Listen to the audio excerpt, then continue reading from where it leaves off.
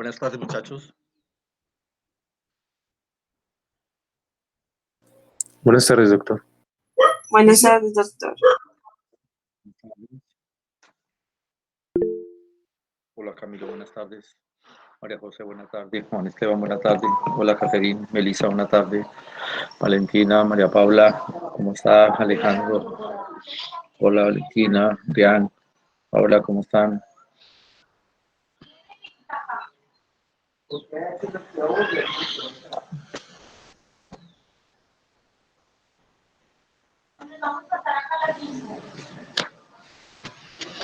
Hola, Santiago, buenas tardes. Juliana, buenas tardes. Hola, Yuri, buenas tardes. Laura, Marcela, buenas tardes. Bueno, muchachos, son las 4, esperamos unos minuticos. Estamos 29 y somos 46. Hola, Sara, buena tarde.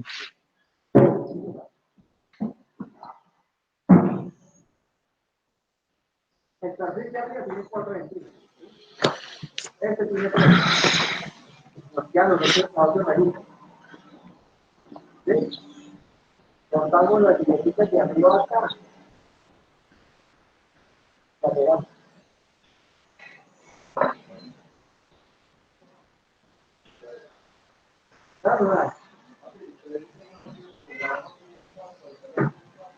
Mire después de la vida. Ahí.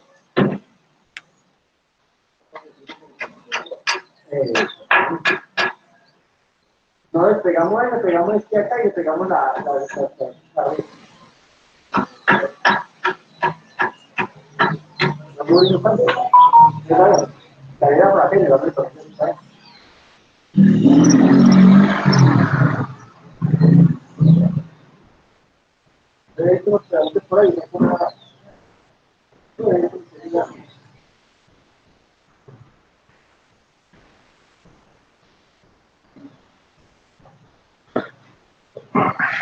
Bueno, muchachos, 33 estudiantes. Bueno, faltan 13, que yo miro los.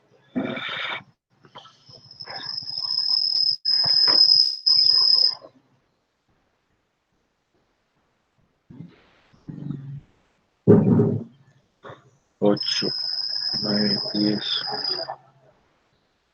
1, 2, 3, 4, 5, 6, 7, 8, 9, 10, 11, 12, 13, 14, 15, 16. ¿Tienen dificultades para venir a clase? Los 16.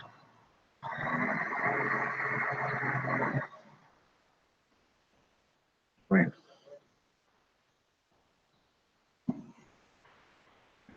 17.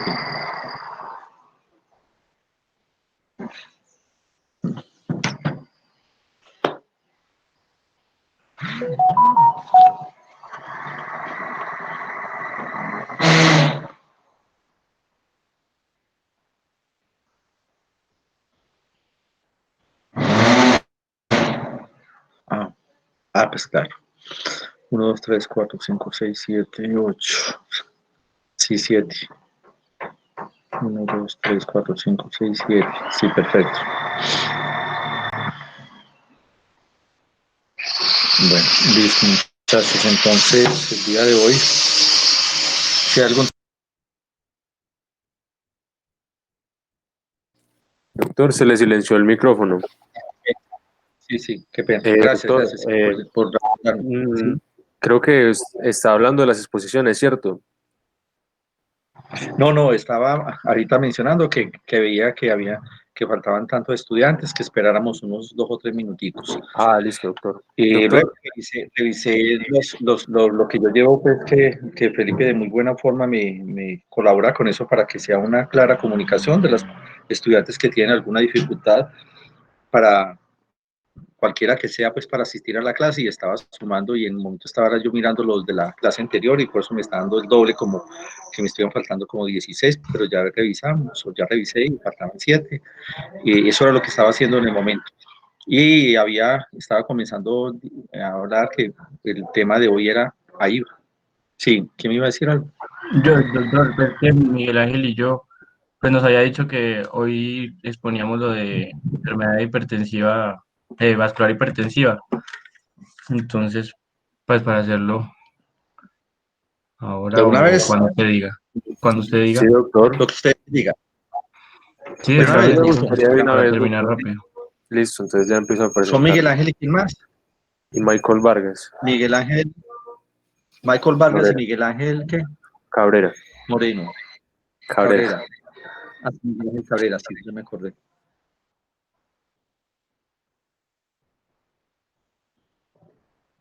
Cabrera, Miguel Ángel. Uy, aquí tiene un ojo, ¿por qué? ¿Qué pasaría la vez pasada, Miguel Ángel? Es hipertensión, ¿cierto? Hipertensión, Sí, doctor. listo. Enfermedad Doctor, vascular ¿y cómo así que un rojo? ¿Qué pasó ahí? Un ojo, que no sé. Ah, yo creo que no, que estaba pendiente, ojo, que estaba pendiente Ah, hacer la listo. presentación. Era ojo, no Listo, rojo, doctor. sino ojo. Ahí sí se Ya ve vi. la presentación, pues la pestaña. Sí, sí se ve. Todavía no lo he mirado. pero se ve súper raro, se ve como si fuera pantalla de celular. ¿Quién la No, estaba espera. presentando? Miguel Ángel. Yo presento. Listo, ya lo va a presentar, Mike. Daniel.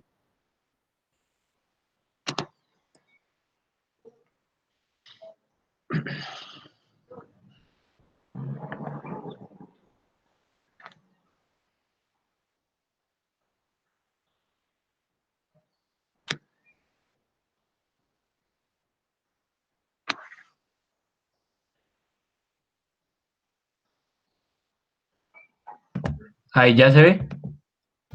Sí, ya se ve. Sí, así se ve. Ah, listo. Póngalo ahí en presentar desde el proceso. Listo, Espérame un entonces, minutico, eso.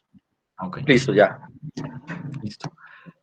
Pues vamos a exponer enfermedad vascular hipertensiva, pues Miguel Ángel Cabrera y Michael Vargas. Bueno, entonces, ¿qué es la hipertensión? Que se conoce como una presión sanguínea elevada, que se categoría en 4 casos. Una presión arterial normal, que es sistólica menor de 130 milímetros de mercurio y diastólica menor de 85 milímetros de mercurio. Una presión normal alta, que es de 130 a 139 y una presión diastólica de 85 a 89.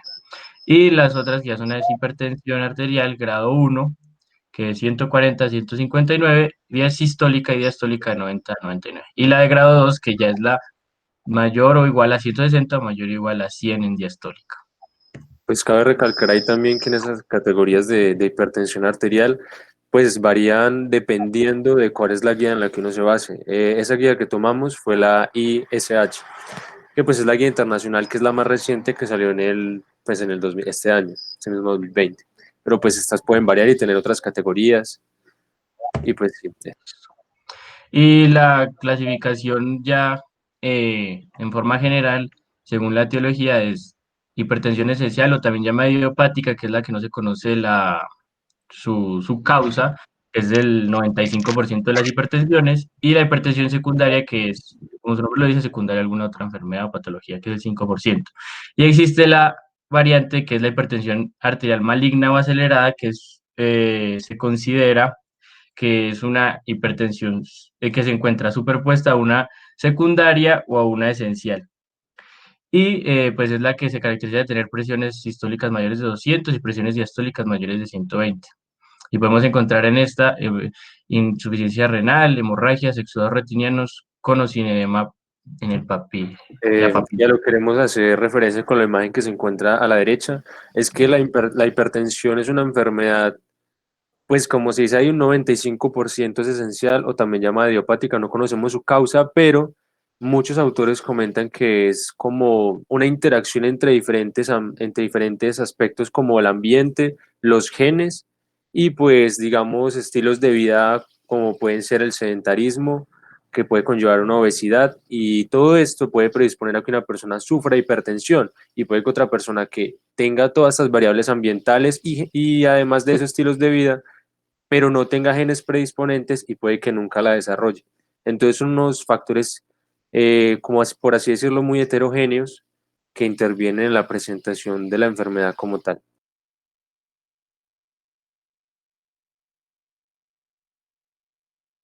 Bueno, y ya como tal las causas de la hipertensión arterial secundaria y hablaremos después sobre la sospecha clínica o cómo podríamos orientarnos para cada una. Entonces, una de las causas más importantes es la apnea obstructiva del sueño. Tenemos también enfermedades del parénquima renal, enfermedades renovasculares como placas ateroscleróticas en las arterias renales o displasia fibromuscular, como ya habíamos visto en clases anteriores, enfermedades endocrinas como hiperaldosteronismo primario, feocromocitoma, síndrome de Cushing, hiper e hipotiroidismo e hiperparatiroidismo. Todo esto van a afectar lo que son los electrolitos, la mayoría de estos, alteran el sistema renina-angiotensina o alteran las tasas metabólicas y con esto varían los electrolitos, que pues ya sabemos que el sodio es uno de los principales factores que me aumentan el volumen extracelular y con esto pues va a conllevar un aumento del volumen y por consiguiente aumento de la presión. Tenemos la coartación aórtica, como ya habíamos visto, factores genéticos como el síndrome de Little, exceso de aparente mineralocorticoides, síndrome de Gordon y síndrome de Geller. Estos síndromes genéticos se caracterizan más que todo por déficits enzimáticos de la angiotensina 2 o también por alteraciones en esa secreción de mineralocorticoides, pero también se encuentran muy relacionados con lo que sería el sistema renina-angiotensina-aldosterona, que es uno de los principales mecanismos por los cuales se regula la presión. Bueno, ya acá sería cómo sospecharla según las diferentes entidades que pues me van a generar la hipertensión arterial secundaria. Y pues aquí queríamos que prestáramos atención a las diferentes características que puede tener el paciente, debido a que posterior a que presentemos el caso clínico, pues les preguntaremos cuál es más o menos como el diagnóstico según las características que tenga el paciente. Por eso haremos el diagnóstico al final. Entonces tenemos que la enfermedad renal parenquimatosa tiene datos analíticos de enfermedad renal crónica, es una historia de enfermedad renal crónica como un aumento de la excreción urinaria de albúmina o proteínas, alteración del sedimento urinario o descenso del filtrado glomerular. La hipertensión renovascular o fibrodisplasia es hipertensión arterial en mujeres jóvenes sin otros factores de riesgo de hipertensión arterial esencial o de riesgo cardiovascular. También se presenta con hipertensión arterial en mujeres jóvenes con un soplo abdominal. Estos son aspectos que me pueden indicar esta fibrodisplasia. Ya está la hipertensión renovascular aterosclerótica, que es una hipertensión arterial de novo o empeoramiento en el control de la hipertensión arterial previa en pacientes con aterosclerosis u otros niveles de asimetría renal de más de 1,5 centímetros o con soplo abdominal. Deterioro agudo de la función renal, elevación de la creatinina sérica más del 50% tras inicio del tratamiento con un fármaco bloqueante del sistema renina-angiotensina, que pues es el principal factor que hace homeostasis de la presión en el organismo. Episodios de crisis hipertensivas con edema agudo de pulmón no justificable por otra causa, hiperaldosteronismo primario, hipopotasemia no explicable con pérdidas urinarias de potasio. Como ya decíamos, esto es más que todo en el túbulo contorneado distal, síndrome de Cushing, pero queríamos presentar más que todo estas primeras tres causas debido a que en eso se va, pues, más que todo basar el caso clínico, que es la enfermedad renal parenquimatosa, la hipertensión renovascular fibrodisplasia, la hipertensión renovascular aterosclerótica y el hiperaldosteronismo primario, pues para que las tengan en cuenta. Pero aquí, pues, obviamente hay muchas más, que es el síndrome de Cushing, que pues, tiene su morfología y semiológicamente tiene muchos aspectos, el feocromocitoma, que se caracteriza por una hiperactividad simpática, como ya decíamos, de crisis hipertensivas acompañada de cefalea, palpitaciones, sudoración, hiper o hipotiroidismo, con alteraciones en las hormonas tiroideas, hiperparatiroidismo, que pues es la hormona que controla el cáncer, entonces va a haber hipercalcemia, síndrome de apnea y hipopnea del sueño, que es obesidad y ronquidos, pasos durante el sueño, somnolencia diurna, fatigabilidad y confusión matutina, coartación aórtica, hipertensión arterial en miembros superiores y presión arterial normal o baja en miembros inferiores y soplo interescapular. Acromegalia, fenotipo correspondiente pues, a la acromegalia. Fármacos, como acá es muy importante aclarar los fármacos que son anticonceptivos, debido a que a los que tienen más que todo estrógenos, esos pueden alterar la presión arterial del paciente. Bueno, entonces ahora sí el caso clínico, se presenta una paciente femenina de 22 años Sin antecedentes personales ni familiares de interés. Fumador ocasional, no refiere tratamiento farmacológico de forma habitual en el cual se incluyen anticonceptivos, o sea que la paciente no tomaba anticonceptivos. La paciente acude al servicio de urgencias derivada por servicios de emergencias extrahospitalarios. Entonces llega a los servicios de urgencias con un cuadro clínico consistente en cefalea holocraniana, mareo, presíncope de instauración brusca. En la paciente no se encontraron otros hallazgos como alteración del lenguaje, debilidad de extremidades, pérdida de sensibilidad u otros déficits focales neurológicos, que pues me podrían descartar diferentes patologías como un ACV isquémico, por ejemplo, pues no orientarme a eso, y sino pues ya otras patologías. Previamente al día de presentación presenta episodios similares de menor intensidad de frecuencia semanal. A su vez, refiere no haber tenido de forma asociada ni temblor, palpitaciones, disnea, dolor torácico, nerviosismo o rubefacción. Esto es importante en la paciente debido a que podría descartar un síndrome de aumento de catecolaminas o de exceso de catecolaminas que puede ser producido por una crisis de feocromocitoma. Al examen físico, entonces tenemos que en la exploración física destaca una presión arterial de 243 la sistólica y 125 la diastólica, una frecuencia cardíaca de 90 latidos por minuto, una frecuencia respiratoria de 15 respiraciones por minuto, saturación de oxígeno del 98%, temperatura de 36,4 grados centígrados y glicemia de 130 miligramos por decilitro. Afectación del estado general en la escala de Glasgow de 13/15 y somnolencia progresiva sin tener focalidad neurológica, auscultación cardíaca rítmica y sin soplos, pulsos palpables y simétricos, auscultación pulmonar abdominal y cutánea normal. Examen de fondo de ojo revela retinopatía hipertensiva, grado 2-3 en el ojo derecho y grado 1 en el ojo izquierdo. Ya se le hicieron los paraclínicos complementarios. En el EKG dio un ritmo sinusal a 80 latidos por minuto con voltajes que cumplen criterios de una hipertrofia ventricular izquierda, una RX de tórax sin hallazgos patológicos, un hemograma normal, un parcial de orina y electrolitos de sodio de 135 mil equivalentes por litro, potasio de 2,61 mil equivalentes por litro, bicarbonato de 27,1, siendo el resto normal. Este parcial de orina nos puede orientar también a descartar algunas patologías como lo sería el hiperparatiroidismo. Aquí no se menciona que el calcio está alterado, entonces uno podría, por la sospecha clínica, descartar hipertensión arterial, pues esta causa secundaria para hipertensión arterial secundaria. Creatinina de 0,68 miligramos por decilitro. Y debido al deterioro de la conciencia, se le realiza el TAC cerebral, que es normal, pues para descartar procesos isquémicos o hemorragias debido a la presión la presión que tenía, la presión arterial que tenía, que puede generar, pues como la paciente no era hipertensa crónica, que pudo haber generado algún tipo de ACV hemorrágico o isquémico. Bueno, se le realiza a la paciente el diagnóstico de emergencia hipertensiva por encefalopatía hipertensiva. Debido a esto, se decide el ingreso en la unidad de cuidados intensivos para control de la PA. Se realiza la perfusión de la betalol para el control de la PA. Entonces, en la evolución, tras 48 horas se controlan las cifras, saliendo a planta de hospitalización convencional, controlando la presión arterial en rango normal, con tratamiento hipertensivo oral basado en la betalol, amlodipino y doxazosina. Debido a la edad de la paciente y a la forma de presentación, los autores sospechan una hipertensión arterial secundaria, por lo que se le realiza una nueva batería analítica, unas nuevas pruebas para pues, descartar otros diagnósticos. Y entonces le hacen las siguientes pruebas.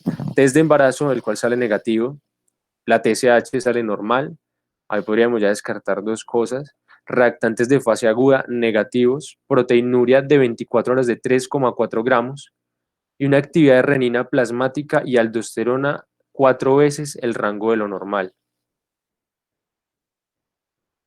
Debido a estos hallazgos, se indica la realización, esperen, no la vaya a pasar de ahí, se indica la realización de TAC abdominal en la cual no se observa una alteración de las glándulas suprarrenales, pero sí se observa una estenosis tubular de la arteria renal derecha en su parte media. Entonces, ya con todas estas características que se le habían dado, pues que ya se determinaron y además las pruebas paraclínicas que le han hecho pues los médicos de ese servicio de urgencias, ¿qué pensarían ustedes que podría tener? Y pues a la derecha tienen casi que ya la respuesta que es ya es el diagnóstico de la paciente. Pues los posibles diagnósticos. ¿Qué podría ser? Miguel Ángel, yo tengo una pregunta. Sí. Si tiene estenosis en la arteria renal, ¿la creatinina no subiría? Pues es que O puede bajaría. tener el Pues riñón, puede que el otro riñón puede también estar funcional y no puede tener estenosis y podría tener una perfusión normal o compensatoria y podría así no elevar la creatinina lo suficiente. ya entiendo.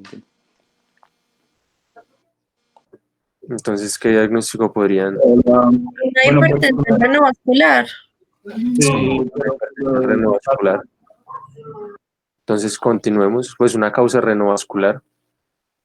Entonces, una vez establecido el diagnóstico de hipertensión arterial de etiología vasculorenal, se establece tratamiento con losartán y espironolactona. Posteriormente, se decide iniciar angiografía para dilatación con balón, en la cual se observa la misma estenosis tubular. Los autores decidieron, debido al contexto de la paciente, que se trataba de una displasia fibromuscular.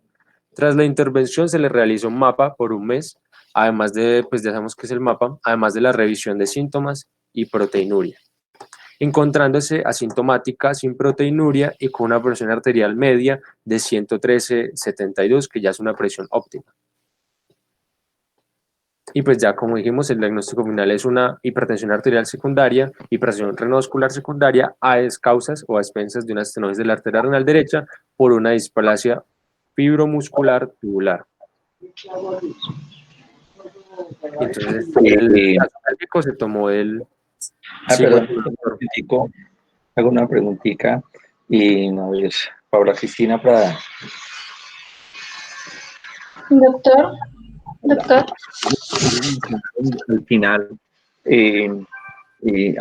pues ya elaborando el diagnóstico de esa estenosis que tenían a través de la arteria renal, y hablan de que existía una displasia fibromuscular en esa estructura. ¿Entiende qué quiere decir eso? ¿O les pedimos a ellos qué pues, quiere decir el término displasia en ese sitio? ¿O sí o no? pues doctor, sí, la verdad, pues si nos pudieran explicar, sería pues mejor. Sí, cierto, porque pues, bueno, una vez, Bueno, pero eh, Juliana Durán, perdón un momentito, Juliana Durán. Doctor, ¿me escucha? Sí, Pues, doctor, una displasia hace referencia como a los cambios que presentan las células antes de tener un cambio neoplásico, que puede ser sí, leve, moderada o severa y ya carcinoma in situ. ajá, sí, Pero entiendo no, ese concepto. señor. ¿Alguien que quiera opinar algo con respecto a eso? O de pronto, o Cabrera Vargas nos aclaran un poquito ese término. Pues doctor, de pronto que ha perdido la relación endotelio y músculo liso vascular. Entonces, causa un engrosamiento del músculo liso vascular y entonces causaría una displasia. Mm, Pues no sé, pues Camilo, creo yo. hagamos algo. Dígame Camilo. Perdón, Miguel, un momentico. Camilo, de pronto hagamos algo y pegue, por favor, peguen o sea, búsqueme en internet lo que quiere decir realmente ese término. Sí, Listo. porque yo hago la pregunta, es por el hecho de que eso es lo como dijo la compañera, al hablar de displasia es la alteración de un epitelio en el cual tiene un desordenamiento en la posición, hay cambios en el aspecto citológico de la célula, pero ¿será que eso es lo que está haciendo referencia en este caso? Entonces, estemos seguros, entonces Camilo lo busca por favor y apenas lo tengan, nos hace una seña y nos hace el comentario. Listo, Listo, pueden doctor. seguir. Displasia vascular, ¿cierto? No, sigamos con el caso clínico. Ok. Y ahora aclaramos eso, Camilo nos busca. listo, entonces pues ya queda por decir del caso clínico que se tomó en la revista española de casos clínicos en medicina interna y pues que tenía como título Mujer de 22 años con encefalopatía hipertensiva, que fue elaborado por el doctor Daniel Martín, María José Cárdenas, Emilia Roy, Patricia Luis Carles y Carolina Rodríguez. Carolina Rodríguez. Y pues ya queda lo que sería el artículo científico. Listo, entonces el artículo científico, como título, pues tiene enfermedad vascular hipertensiva en Nuevitas, que es un pueblo de México que durante un quinquenio, o sea, durante 5 años. Y pues fue por el doctor Evelio Salvador Reyes Balseiro, Pedro Villalonga Ricino y la doctora Noris Reyes Balseiro y la doctora Leida Viñas Sifontes.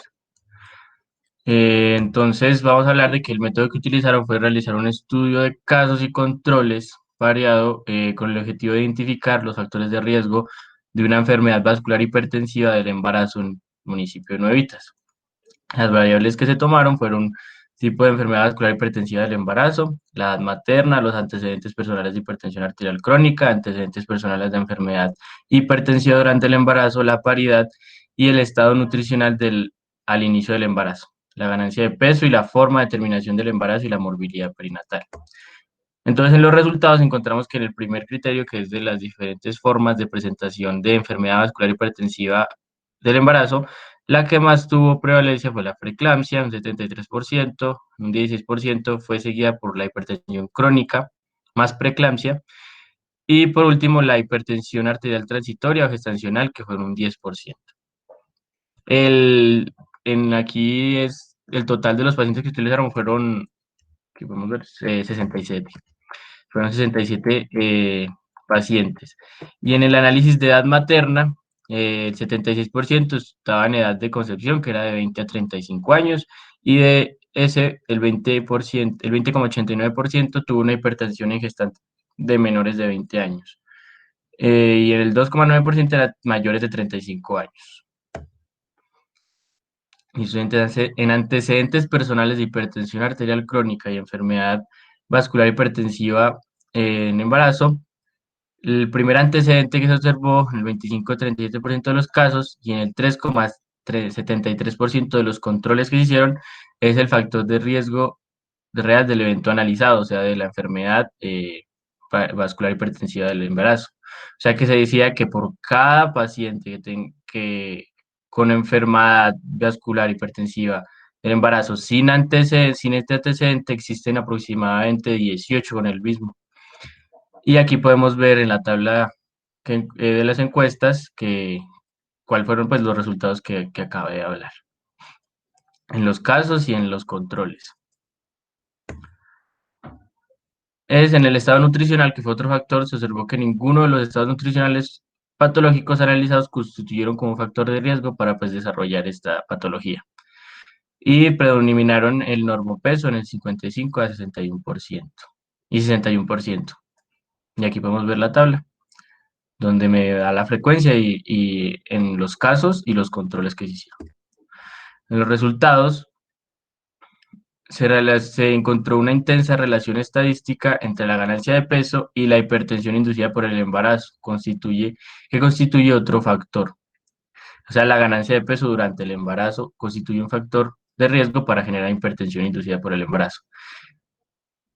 Predominando la categoría de sobrepeso o ganancia de peso exagerada con un 52% y la adecuada en los controles con 64,92%, o sea, un sobrepeso, un peso adecuado en las pacientes fue el 64,9%, que no constituye el factor de riesgo de investigación en esta investigación, o sea, que la ganancia adecuada de peso en nuestras pacientes no tiene un factor de riesgo para generar esta enfermedad, esta patología. Y en esta, la enfermedad vascular hipertensiva se comportó como un factor de riesgo importante para la morbilidad perinatal, existiendo un riesgo 10 veces mayor en este tipo de embarazos de aportar recién nacidos con problemas. Y aquí podemos ver la tabla que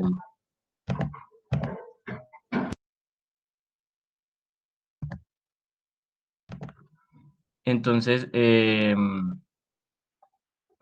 aquí podemos ver en esta tabla lo del crecimiento intrauterino, que fue el 7%, en la frecuencia de 7 pacientes y de 10% de frecuencia, el deprimido en una frecuencia de 1, el parto pretérmino o deprimido también fue con una frecuencia que en total fueron 9 pacientes con estas morbilidades perinatales. donde pues la que mayor prevaleció fue el crecimiento intrauterino retardado, que fueron factores de riesgo para esta enfermedad. Y en conclusión de la investigación, la movilidad hipertensiva que más incidió fue la preeclampsia, y pues los grupos donde se generaron, em, donde se tuvo la que es esta investigación fue entre los 20 a 35 años fueron las embarazadas que tuvieron antecedentes de hipertensión gestacional, hipertensión arterial y la ganancia de exceso de peso, excesiva de peso. Se detectó un riesgo elevado de mortalidad perinatal en estas pacientes portadoras de hipertensión vascular inducida por el embarazo. Y listo, muchas gracias. Y doctor, tenemos pues ¿qué es? Un ejercicio de quizzes para hacerlo. Pero pues, hagámoslo. Eso en primer lugar como retroalimentación y en segundo lugar pues lo que se tome pues como parte de alguna evaluación, hagámoslo entonces. Doctor, le explico lo de la displasia fibromuscular. O ¿Está después hablando de, de ya Camilo? sí, o después de la actividad. Hagámoslo apenas terminemos el quiz, por lo que ya ellos lo están programando. ¿Sí? Listo, listo, doctor. de Listo. una. Bueno, pues.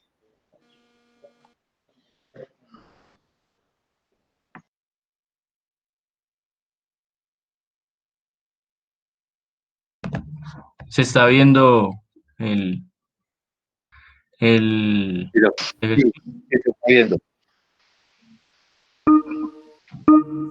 ¿Qué pasó? Ah, no. Espérese. Casi la amarro. ¿Ya lo empezaron sin mandar el cosito? Ya lo puedo presentar, ya lo puedo presentar. Casi la...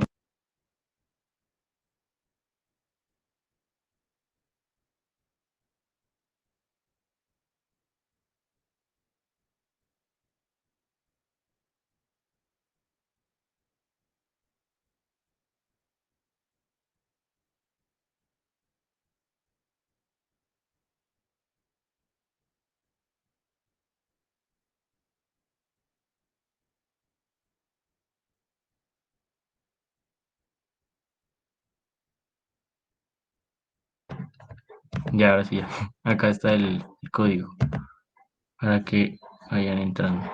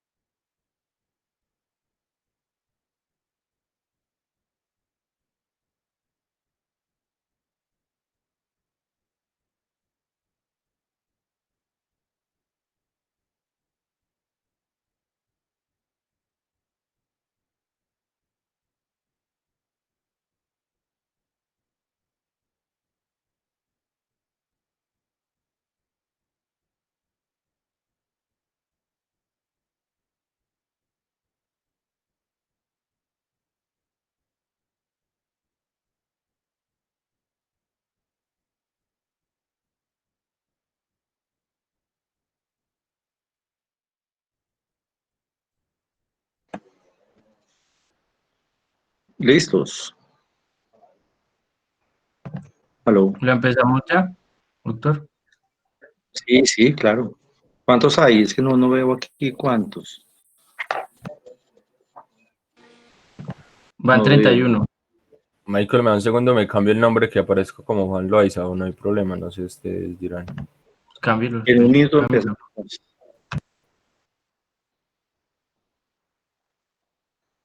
Hay 31. O sea, faltan 9 de los que están dentro del salón.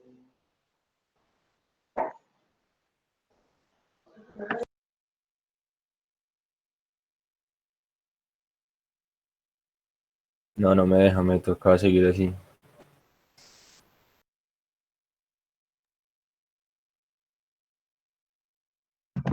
Entonces empezamos.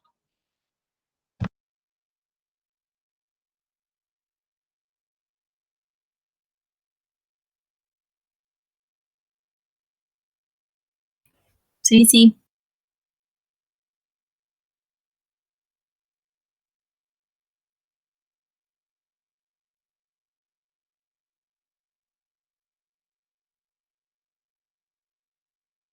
Pero debes dejar de compartir pantallas, de compartir pantalla, porque si Sí, pones la eso respuesta. voy a hacer.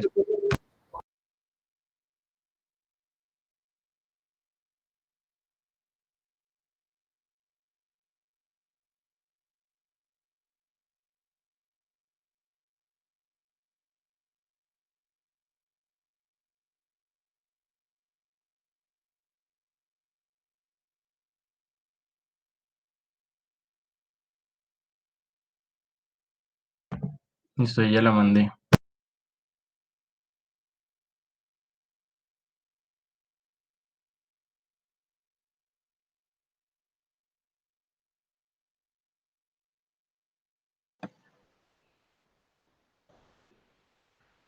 Aló.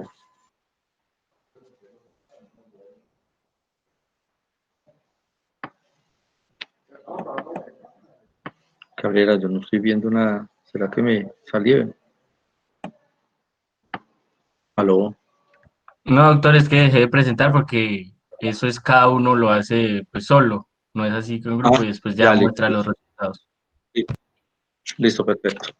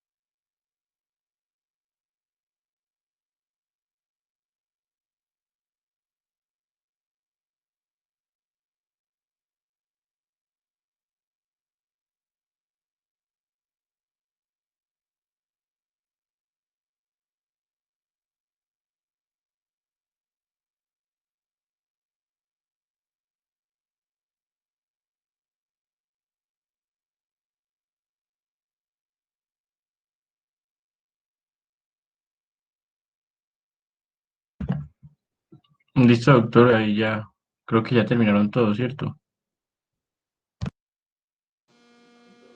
Sí, ya. Bueno,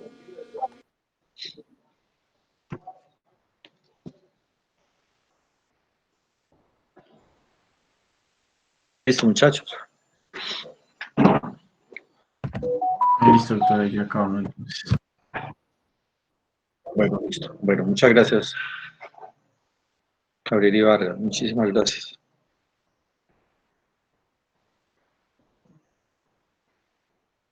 Bueno, muchachos, entonces vamos a continuar con lo que teníamos, pues, dentro de la evolución de nuestra temática.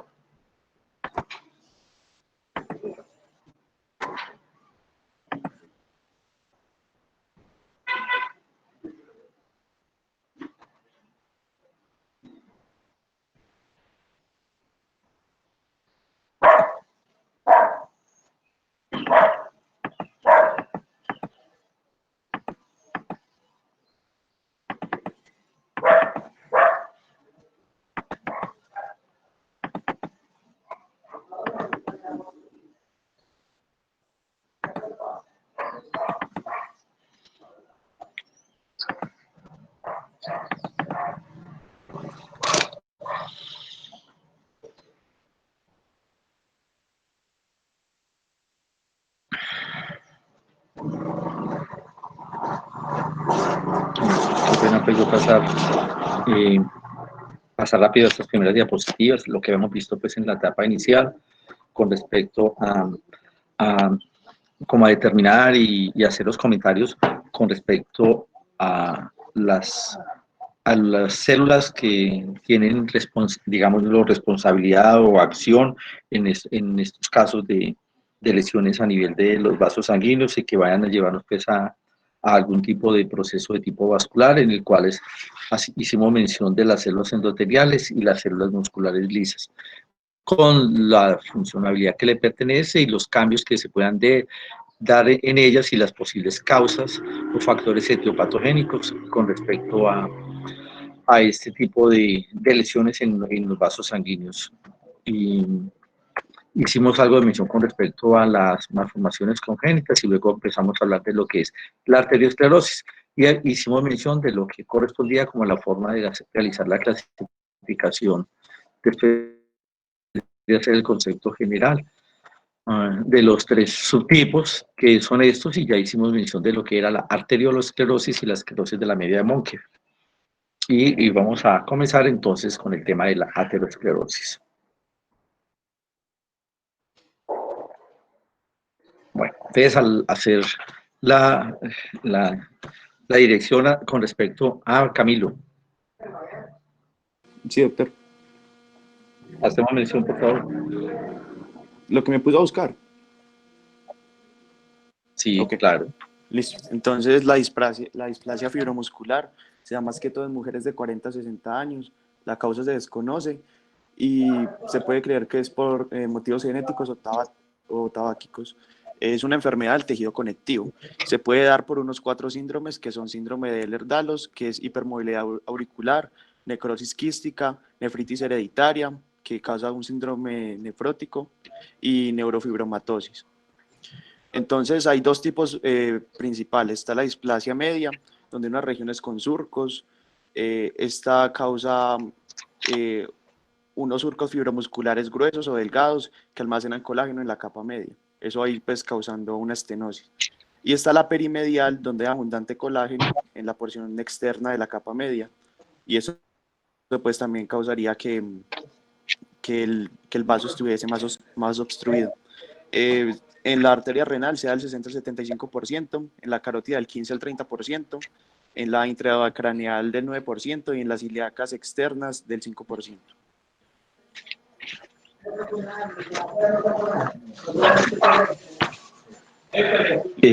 Sí, Camilo, pero ¿qué quiere decir ese término de displasia? ¿Es una lesión de qué tipo?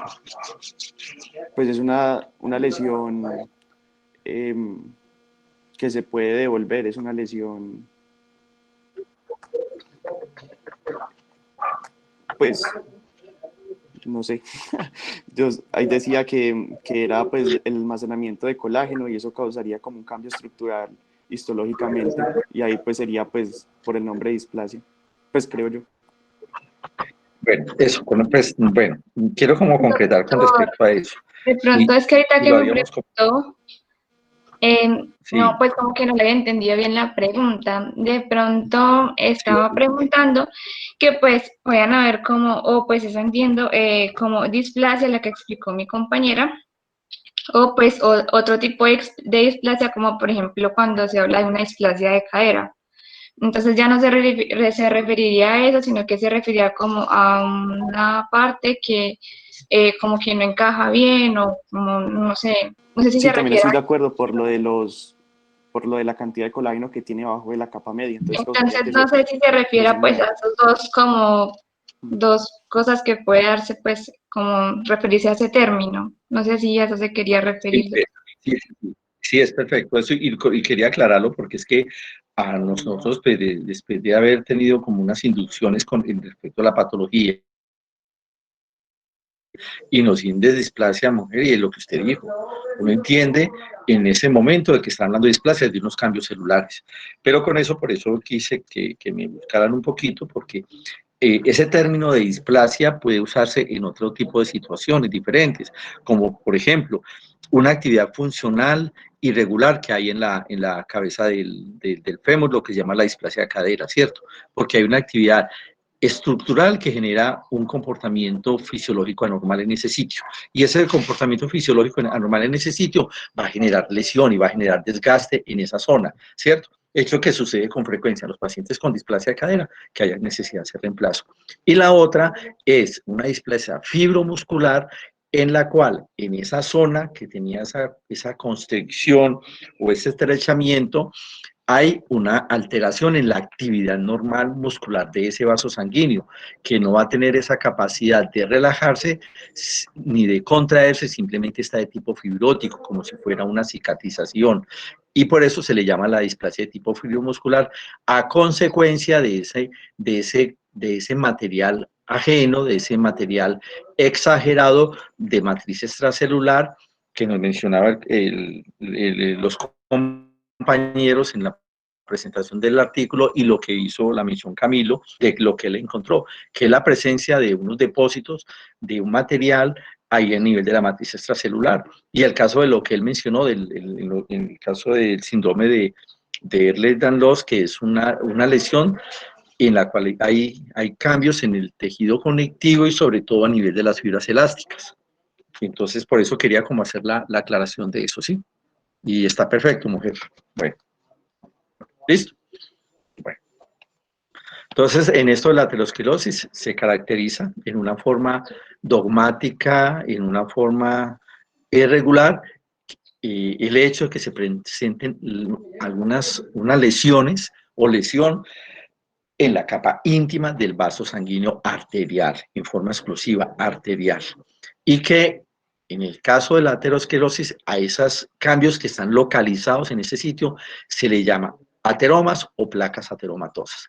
El término placa ya sabemos a qué se hace referencia, que son lesiones que están levantadas sobre la superficie. Y que esas lesiones levantadas van a ser protusión, o sea, que van a sobresalir no a través, sino sobre la luz del vaso, pues ahí va la redundancia, y sobre el sitio donde está generando la circulación. Y son unas lesiones que tienen un núcleo, al hablar del núcleo, es el centro de esas lesiones ateromatosas, dicen que es de aspecto grumoso, o sea que en su interior es una menor consistencia, como si fuera el momento de manipularlo, que esto se pueda como desbaratar o desprender, y que son de color amarillo, y el hecho de que se hace núcleo de aspecto grumoso es de considerar de que en su interior, no en la periferia, la consistencia sea blanda. Y eso está conformado por lípidos en una forma exquisita y está recubierto por algo y que también de pronto se hizo mención en la clase anterior, de esa cubierta de tipo fibroso, que lo llaman como estilo como casquete, le dicen a algunos autores, porque es lo que recubre, protege, delimita esa lesión que se está generando. Bueno, Es dado que con el choque vascular, por ejemplo, en el transcurso de una presión sanguínea incrementada, o el hecho de que dependiendo del vaso sanguíneo donde suceda, que regularmente se manejan presiones altas, hace que esas placas se puedan desprender. Y el hecho de que se suelten, pues deja de ser una placa en ese sitio y se convierte en un émbolo, que sabemos que un émbolo es algo que está yendo a través del flujo sanguíneo que no es parte elemental de él, o sea, no en forma individual, o sea, no son células, no son glóbulos rojos y no es líquido plasmático, que pueden estar contenidos dentro de él, pero que ellos van en forma individual. Y va a comprometer pues algunos órganos, digámoslos, como se puede llamar, blanco. Blanco es porque es el sitio más frecuentemente, como es a nivel del encéfalo y a nivel del corazón, generando eso lo que se llama pues la cardiopatía de tipo isquémico. Bueno, hay algo en que es un tema que todo el tiempo se está generando importancia debido a la potencialidad que se tiene de este tipo de lesiones por cierto tipo de circunstancias, como veremos. Y que hay unos hechos en los cuales a través de esta asociación hace que esas lesiones ateroscleróticas, dependiendo como del estado de evolución, del estado de compromiso, hace que se pueda predecir en cierta forma y considerar qué es lo que pueda estar sucediendo en ellas. Y por eso va esta forma de hacer la clasificación de estas lesiones ateroscleróticas, en la cual se va desde el 1 hasta el 6. Y ese de 1 a 6 va evolucionando de acuerdo a la progresión que se está generando. O sea, la 1 es la más leve, la más incipiente, y la 6 es la que tiene ya un significado muy determinante. Bueno, al hacer como la representación o hacer como el análisis de este cuadro, en primera instancia la lesión de tipo 1, que es la inicial, es en la cual vamos a encontrar macrófagos aislados y células espumosas.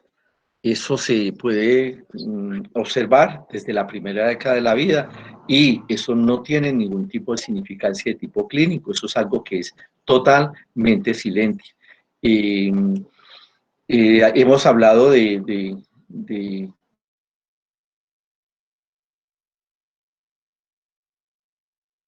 todo tipo de situaciones que se puedan presentar como las primeras, realmente pues va a depender de cierto tipo de condiciones para que potencialmente evolucione a más.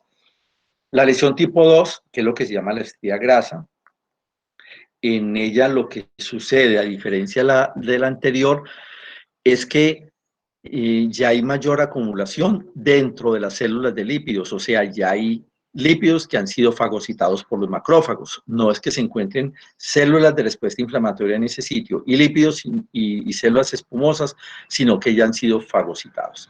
Igualmente, se presenta, ya habíamos mencionado que se establece que después de los 10 años, todos tenemos en mayor o menor proporción estrías grasas, como veremos más adelante. ¿Y qué es lo que está sucediendo ahí? Un crecimiento porque está acumulándose lípidos y ya forma, porque no están en una situación tan individual y esa acumulación ya está formando unas líneas que dan ese aspecto como si fueran estrías. E indudablemente tampoco eso tiene ninguna significancia clínica, no va a generar sintomatologías y tampoco pues unas lesiones que sean determinantes. Bueno, luego con el paso del tiempo, si sigue ese componente evolutivo, porque hay factores concomitantes, pasa a la lesión de tipo 3, en la cual hay cambios del tipo 2, o sea, fagocitos, macrófagos con lípidos en su interior, y que se han ido acumulando y alrededor de ellos, como en una forma como circundante, bordean en un sitio central donde lo que hay es solamente lípidos extracelulares. Entonces es un acúmulo de lípidos extracelulares y en la periferia se encuentran macrófagos con lípidos fagocitados, o sea, lípidos dentro de las células. Y eso se comienza a presentar pues ya como en una etapa entre la segunda y a comenzar la tercera década de la vida. Luego, con el paso del tiempo, evoluciona a una lesión de tipo 4, o sea, lo que menciona ahí, ateroma, en la cual hay cambios del tipo 2, hay cambios igualmente, cambios que hacen la presencia igualmente de lípidos sueltos en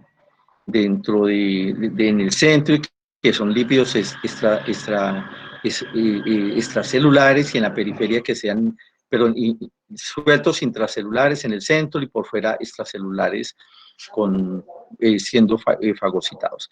En este caso, lo que sucede es que en el núcleo de ellos se encuentra también, además de la presencia de lípidos fagocitados, también de lípidos no fagocitados, y que ha tenido un crecimiento que ya es algo sobresaliente sobre la luz, formando lo que ya realmente se está formando, lo que es la placa, en la cual va a tener muy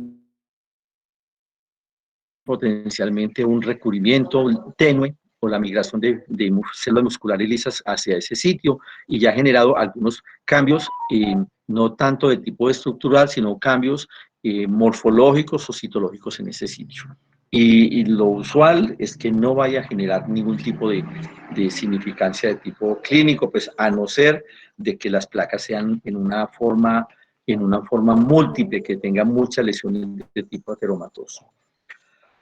Potencialmente eso va a evolucionar a la lesión de tipo 5, que es la que se llama fibroateroma. Y la palabra fibro es porque está la presencia de fibroblastos.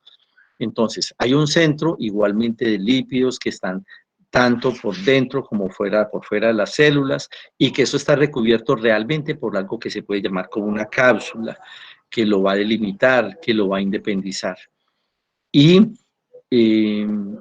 por el proceso evolutivo que ha tenido, es muy factible que hayan zonas calcificadas. Esa calcificación, que se llama distrófica, que es a consecuencia de una respuesta inflamatoria permanente que genera lesiones en la matriz extracelular. Es de encontrarse aquí pues la presencia de leucocitos de tipo mononuclear alrededor de la lesión, de que ya se ha generado lesión hacia la superficie endotelial, de que exista un compromiso que ya no está en la capa íntima, sino que ya ha ido comprometiendo parte de la luz del vaso sanguíneo, y puede que esté todavía en la mucosa, pero que ya se encuentre como la zona subepitelial. Es dado que esto ya somos sobre la cuarta década de la vida, y es factible que de pronto tenga algún tipo de manifestaciones clínicas, dependiendo del número de placas e inclusive del tamaño.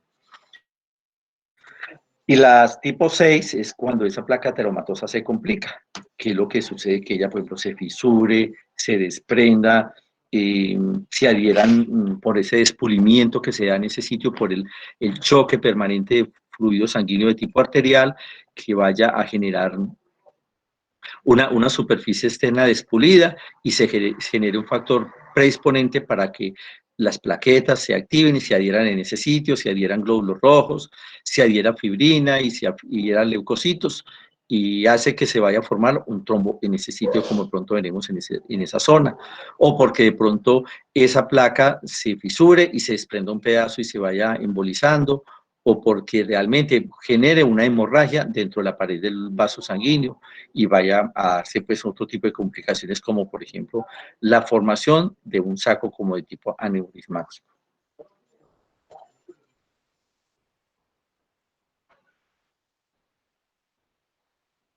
Bueno, estos dos esquemas que nos van a generar como una forma como de representación de que lo que sucede en estos vasos sanguíneos son cortes transversales de estructuras tubulares que nos están dando o representando vasos sanguíneos de tipo arterial. Este primero del lado izquierdo tiene una línea interior de color negruzco, que es las células endoteliales, una fibra amarillita debajo, que es la capa subendotelial, una roja que corresponde a la capa media, y la otra por fuera, que es la capa serosa adventicia.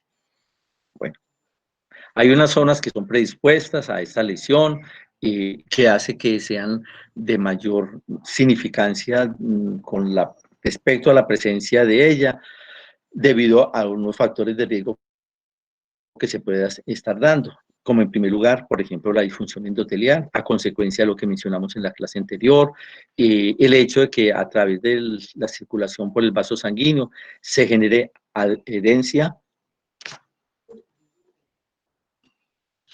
y o emigración de los monocitos, y que también a este sitio migren las células musculares que se encuentran, sea en la capa media o en los límites con la capa media de células musculares lisas hacia la íntima, y en ese sitio vaya a darse la factibilidad de que exista proliferación de células musculares lisas, que a través de esas células musculares lisas y los fibroblastos, por el daño de tejido conectivo que existe ahí, se genere elaboración de matriz extracelular.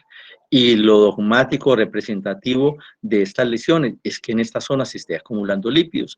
Y aquí nos está mostrando que ya hay una lesión sobre levantadita, ¿sí? Y que eso, pues, evolutivamente, con el paso del tiempo, pues, ya que se formó la placa ateromatosa, que pasen las décadas, los factores de riesgo, el hábito de fumar, el alcohol, el sedentarismo, el estrés, predisposición genética, trastornos metabólicos, hace que se llegue a esto, a lo que es la placa fibroadiposa, que es una forma, en cierto aspecto, como es una forma ya induciendo a que se generen las complicaciones. Perdón.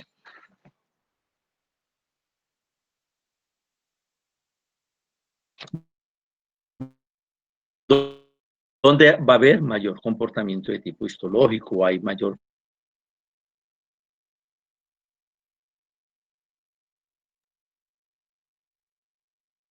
la placa crece, eso hace que la placa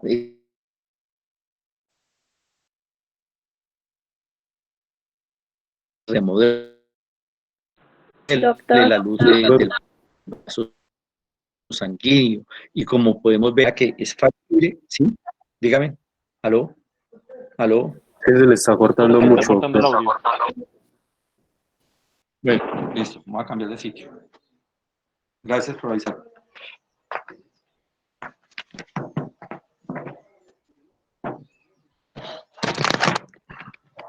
¿Se escucha mejor? Muchachos, ¿se escucha mejor? Sí, doctor. Sí, Sí, doctor.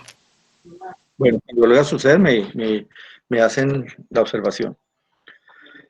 Es dado que esa placa, por eso que les mencionaba, por la respuesta inflamatoria, se generen zonas de calcificación, hecho que la hace más susceptible a que de pronto ella se vaya a alterar. Y ella ha tenido un tamaño tan suficiente que ha obstruido parcialmente la luz del vaso sanguíneo de una significancia del 70, del 80, del 90%. Entonces, de ahí, ¿qué puede suceder? A que se presenten estas situaciones. Una, que se dé una estenosis crítica, donde ya no hay la posibilidad de que el flujo sanguíneo que debe de pasar por este sitio sea el adecuado para dar la nutrición en el sitio que le corresponde. Hecho que hace que supuestamente desde un principio, como eso es un crecimiento que es lento, se ha dado eso que mencionamos en la clase anterior de la neovascularización, y en algo ayude a que pase ese flujo sanguíneo. Otro, que se genere una obstrucción porque esta superficie que está erosionada haga que sea susceptible que se adhieran plaquetas en este sitio y material hemático y fibrina y generen un trombo y tapen completamente la luz. Hecho que esto es lo más significativo que se da en los infartos agudos del miocardio, como ya lo mencionamos en algún momento. Y lo otro es que por extensión y por invasión debilite la pared, esa placa ateromatosa sea susceptible a que se vaya a fragmentar y genere la posibilidad de un aneurisma, o que inclusive se rompa el vaso sanguíneo y genere este sangrado por ocluso.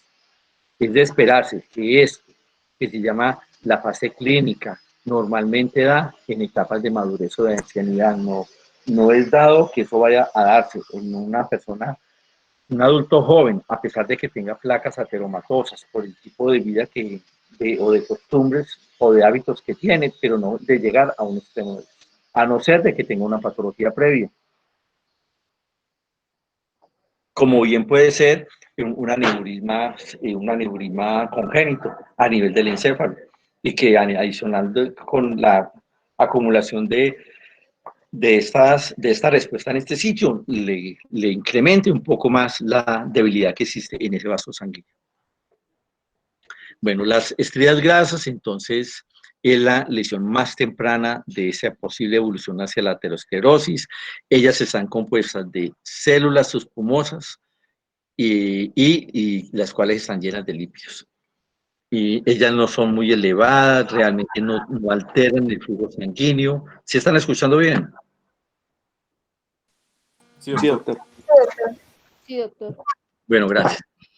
Ellas regularmente son punticos, muy pequeños, menos de 1 milímetro de diámetro, pero que con el paso del tiempo van a hacer confluencia, o sea, se van a adherir o agregar uno a otro y van a formar unas líneas alargadas que pueden medir de 1 centímetro más, y por eso se le utiliza ese término de estría. Bueno, las estrías grasas a nivel de las arterias coronarias comienzan a generarse pues en la adolescencia, y hace que sean sitios que tienen mucha predisposición para que se desarrolle las placas ateromatosas, y a consecuencia de eso es el infarto agudo del miocardio. Es posible que se presenten en algunos niños menores de 1 año, no es lo más usual, pero se establece más o menos pues que es todos los niños mayores de 10 años, y eso no tiene ningún tipo de característica con respecto al sexo, al medio ambiente ni a la raza. Existe como una predisposición más o menos homogénea para todos los seres humanos. Bueno, dentro de los factores de riesgo conocidos para esta situación, se habla de que en los adultos con este incremento de las concentraciones de colesterol basados pues, en esas lipoproteínas séricas y en el tabaquismo, estudios han determinado que es muy factible que esas estrías grasas que existen en esa persona y que tiene esta serie de situaciones anormales, como es un colesterol aumentado y el hábito de fumar, que esas estrías realmente, precisamente esas estrías, se transformen en placas. Ellas se encuentran con más frecuencia en áreas de la vasculatura, pues particularmente susceptibles al desarrollo de ateromas en etapas posteriores de la vida. Pues con eso quiere decir que no necesariamente estas placas van a estar en sitios donde existen ese tipo de susceptibilidades. Esta es una imagen de un vaso sanguíneo, el cual está abierto en una forma longitudinal. Vemos inclusive el espesor de la pared, y que en el centro encontramos estas líneas en punticos o en líneas un poquito más determinantes que lo que manifiesta, porque tiene un color diferente, y un color diferente de un amarillo distinto que hace que se reconozcan macroscópicamente, y que no son realmente placas ni son lesiones levantadas, sino que es una superficie totalmente lisa.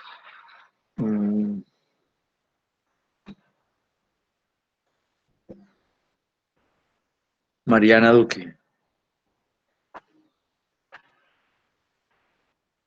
Mariana Duque. Doctor, acuérdese que ella está en la lista de hoy. Listo, eso es preciso que yo voy al azar y me encuentro con el sitio. Ella tenía permiso, se le escribió permiso, el día.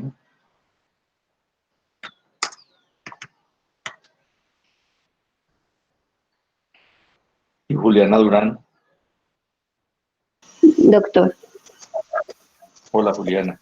Buenas tardes. Puede que no, simplemente es por curiosidad. Tenemos presente en los vasos sanguíneos arteriales de tipo de consistencia o de tipo elásticos, o los que se llaman de conducción, la cara interna de ellos, ¿de qué color es? No tenemos presente eso, ¿cierto? No, señor. No, cierto, sí, es muy posible que no, por eso lo quería preguntar. Igualmente, Catalina Estrada.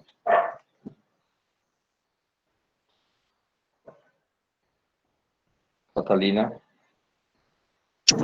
Doctor, pero si quiere, pues lo busco. ¿Cómo? Lo busco. ¿De qué color es? No. Entonces yo sigo con Catalina. Catalina Estrada.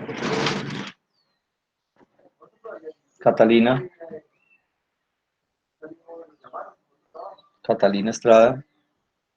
Bueno, recuerdo, tiene 1, 2, 3, 4, 5, 1, 2, 3, 5, con estas 6 fallas.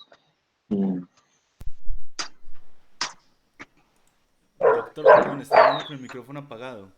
Doctor, es que Catalina No, la está en un necesito con el congreso para el micrófono cual le habían prendido. dado permiso académico anteriormente a Ah, los que se inscribieran. bueno, listo, me dice, por favor, es que no conteste el micrófono apagado, es cierto, o como fuera. Pero entonces que todavía me muestre el certificado de que estuvo en ese congreso. Sí, ¿Sí? señor. Sí, A señor. nosotros no nos habían informado. Ah, no. No, Bueno, luego y siempre entonces. nos avisan todo. Hay algo, es que la cara interna de los vasos sanguíneos arteriales de tipo elástico son de color amarillo, y ese color se debe a la presencia de esas fibras elásticas, que ellas lo que producen es elastina, y eso da ese color. Y por eso quiero hacer referencia de que son amarillas, pero que este punteado tiene un tono de amarillo un poco más pálido, que hace que se reconozcan indiscutiblemente, y en los análisis de las necrosis, análisis macroscópico, es muy frecuente que encontremos la presencia de estas estrías. Bueno, estas placas ateromatosas se van a desarrollar en las arterias elásticas, en mayor predisposición, sobre todo lo que es en la aorta, en la carótida y en las ilíacas. Y en las arterias musculares de mediano y gran calibre, como es en forma importante en las arterias coronarias, inclusive en las popliteas. En las arterias de pequeño calibre, pues pueden llegar a generar un fenómeno oclusivo, comprometer el flujo de sangre hacia los órganos distales y causar lesión isquémica, hecho que sucede, ejemplo, en las extremidades inferiores a nivel de las popliteas, que genera una lesión isquémica distalmente, y es un paciente que termina regularmente en amputación. Es posible que esas placas experimenten ruptura y van a provocar la formación de émbolos que van a llegar a dar trombos y van a obstruir el flujo sanguíneo en otro sitio. A diferencia, en las arterias de gran calibre, esas placas se desplazan o se extienden a la capa media subyacente, y lo que hacen es debilitar la pared vascular, y van a producir esto que se llaman los aneurismas, que en un momento por el aumento de la corriente sanguínea o simplemente por la presión normal que se tiene, una pared que está debilitada la pueden llegar a romper. Bueno, las consecuencias de un paciente con aterosclerosis es que le dé un infarto agudo del miocardio, que le dé un infarto cerebral, que se debilite la pared y se generen los aneurismas aórticos, sobre todo pues en la aorta abdominal, o que genere una vasculopatía periférica, como se llama ese proceso de gangrena a nivel de las extremidades inferiores. Son como los 4 hechos que más sobresalientes puedan pasar. Muy frecuente el infarto agudo del miocardio, la vasculopatía también, y además que si de pronto está adicionada a un trastorno metabólico, ejemplo, un paciente diabético. Bueno, morfológicamente es determinante que hay un engrosamiento de la capa íntima, y en ese engrosamiento existen abundantes lípidos acumulados, que es lo que se va a llamar el ateroma. Y ese ateroma es una lesión que regularmente es focal, pueden ser múltiples, pero son muy bien delimitadas, son focalizadas, elevadas, y que en la parte central de esa elevación, la parte del centro es blanda, de color amarillo, y que en ese sitio eso está acumulado o lleno de lípidos. Y que en la periferia eso está recubierto por algo que se llama una envoltura fibrosa, que es producto de esas células musculares lisas y de los mismos fibroblastos que van a formar eso que se llama casquete, y que esa parte periférica es de consistencia firme. Es dado que por eso esas placas ateromatosas puede pasar mucho tiempo en las cuales no se fracturen, no se fisuren, no produzcan hemorragia, porque tienen un recubrimiento que es una pared firme. El diámetro de ellas va de 3 hasta 1,5 cm, pero a veces pueden confluir una con otra y van a generar unas placas extensas, irregulares, y, y con no límites muy precisos por la fusión que se da en ellas. Y al principio, pues es de esperarse que existan lesiones múltiples focales, placas, pero que son muy focalizadas. Doctor, una pregunta. Sí. Esos ateromas no se mueven, o sea, un émbolo solo puede ser de origen trombótico o vegetación. Espera que no le entendí la pregunta. Esos ateromas no se mueven, ¿cierto? No se pueden ¿Y qué más mover. fue? Entonces un émbolo solo puede ser de origen trombótico o una vegetación. No, esas placas están pegadas a ese sitio, pero ellas se pueden desprender parcialmente. Se desprende un pedazo de ella porque el flujo sanguíneo está pasando a una alta presión, porque la placa ya está muy grande, porque ha existido mucha respuesta inflamatoria y eso genera lesiones en el tejido conectivo y que se desprendan. Entonces, en el momento de desprenderse, se forma un émbolo. Eso es lo que sucede regularmente con ella. Pero doctor, si está bajo el endotelio, ¿cómo está en contacto con el flujo sanguíneo? Esa placa está sobre la superficie del endotelio y está haciendo crecimiento sobre la luz del vaso sanguíneo.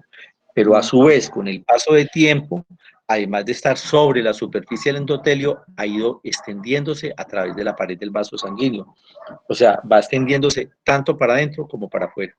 Pero siempre está generando esto que de pronto veríamos en algún momento, esto, siempre está generando esto, que se meta dentro de la luz del vaso sanguíneo. Ok. Listo, gracias. A usted, doctor. Son imágenes, todas estas lesiones amarillentas, irregulares, es una lesión de una aterosclerosis muy significativa de la aorta, donde es dado que son lesiones que de mucha significancia de compromiso, que esto, por ejemplo, aquí estas lesiones irregulares es porque eso se ha ulcerado y aquí, por ejemplo, se ha irritado tanto que posiblemente aquí se generó una perforación. Bueno, en esta imagen nos demuestra algo. Es que esto es las células que recubren el vaso sanguíneo, o sea, las células endoteliales, que son un epitelio plano simple y que tienen unas uniones entre ellas normalmente muy adherentes. Y aquí en este espacio es por donde va la sangre. Va el componente plasmático, los glóbulos rojos, los leucocitos. Entonces es un paciente que está con una hiperlipidemia, que además tiene hipertensión, que además fuma, que posiblemente puede darse que tenga algún tipo de lesiones de tipo viral, que tiene trastornos metabólicos o algún tipo de reacción inmunitaria. Entonces, eso sobreagregado a algo genera una disfunción en las células endoteliales. Lo que mencionamos, que ellas se contraen y dan abundante permeabilidad a través de la pared del vaso y estas células endoteliales se despulen y hace que genere un factor condicionante para que en el momento que estén pasando las células que se encuentran por dentro de la sangre se peguen en ese sitio. Además, que se va generando agregación de esta hiperlipidemia, o sea, los lípidos, y ellos van pasando a través de las células endoteliales y se pueden ir generando pues como adherencia en este sitio. Además, que este LDL que va por la sangre, ante esta gran permeabilidad que hay entre las células endoteliales, él entra a este tejido que se encuentra por debajo de las células endoteliales, o sea, la zona subendotelial, y tiene un comportamiento de tipo oxidativo y es fagocitado por los macrófagos y ellos van a quedar en este sitio con toda esta cantidad de estructuras amarillentas que son lípidos que están fagocitados por este tipo de células. Resulta que aquí en esta capa esto se ha invadido y ha ido invadiendo todas esas células espamosas en este sitio. Y esto que son células musculares lisas, migran a través de esto que llaman la lámina elástica interna, migran a la capa íntima y generan sea la producción de matriz extracelular, o sea, dejan de ser contráctiles y se convierten en células productoras de matriz extracelular, o se pueden transformar en fibroblastos y comienzan a depositarse alrededor de toda esta cantidad de lípidos y van a formar, eso es lo que se llama como la cápsula o el casquete. Bueno, ahora veremos una imagen un poquito más perteneciente. Entonces la aorta abdominal se compromete mucho más que la aorta torácica, y las lesiones son mucho más prominentes alrededor de los orígenes de las ramas mayores. Y los vasos sanguíneos más comprometidos dentro de toda la clasificación de ellos, pero los de tipo muscular, en primer lugar son las arterias coronarias, segundo las arterias popliteas, las arterias carótidas internas, y arriba en el cerebro, en esa estructura que llama el polígono de Wills, que es muy dado a que se den depósitos de este material en ese sitio y que en esa zona puede en algunas circunstancias darse la factibilidad de que exista una lesión previa, congénita, y pues vaya a generar como mayor riesgo a que esto pase. Los vasos que son respetados, que realmente nunca hay compromiso, son las extremidades superiores, las mesentéricas, las renales, excepto pues del sitio donde se genera, hasta el sitio donde se genera el nacimiento de las arterias renales. Bueno, entonces ya lo hemos mencionado, pero pues aquí una forma conclusiva, las placas ateromatosas tienen tres componentes principales: células, entre ellas células musculares lisas, macrófagos y leucocitos. Punto 1. Punto 2.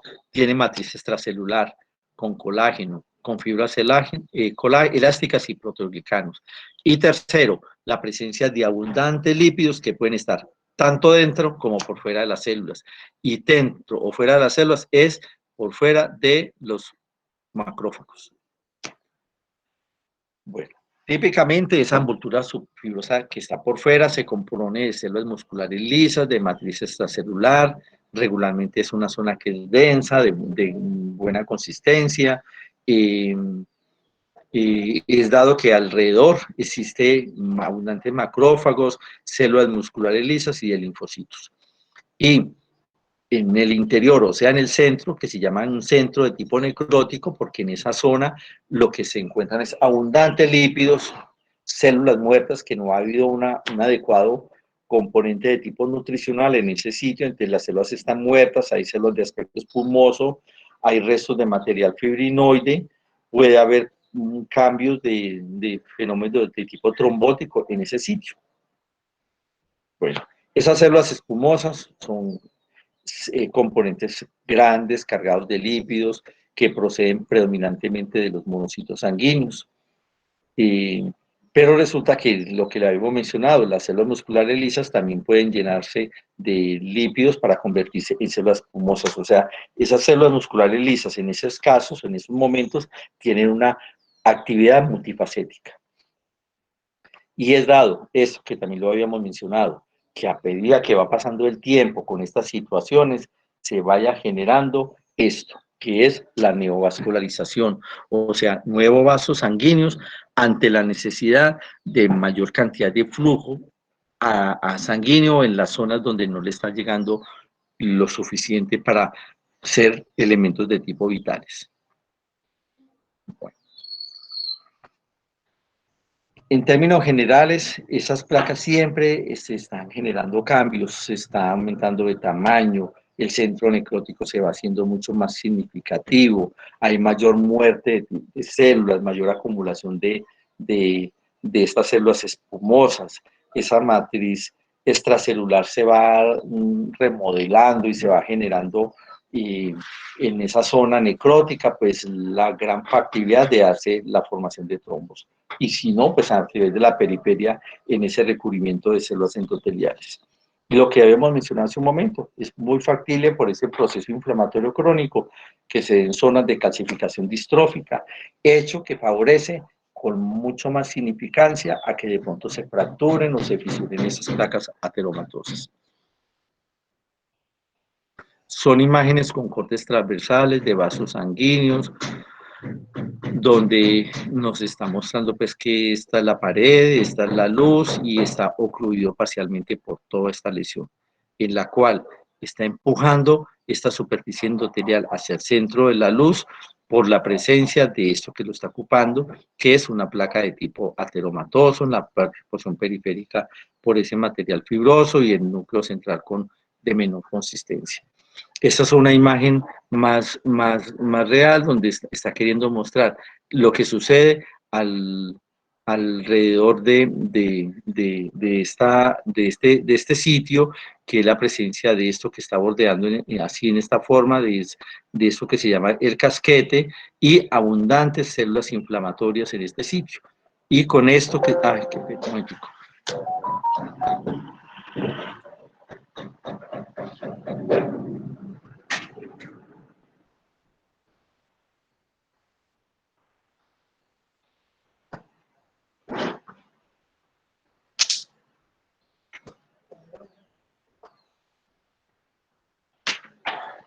Y con eso que hay alrededor, que es puro respuesta inflamatoria, o sea, puro leucocitos de tipo, sobre todo mononuclear, que están todos esos punticos acá. Y eso que está mostrando es un vasito sanguíneo pequeñito, que es lo que se determina como una neovascularización.